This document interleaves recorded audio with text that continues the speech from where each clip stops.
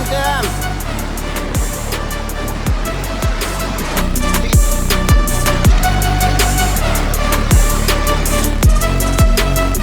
So he wants to go fishing, but I'm wearing my trainers. I don't want to go in the water.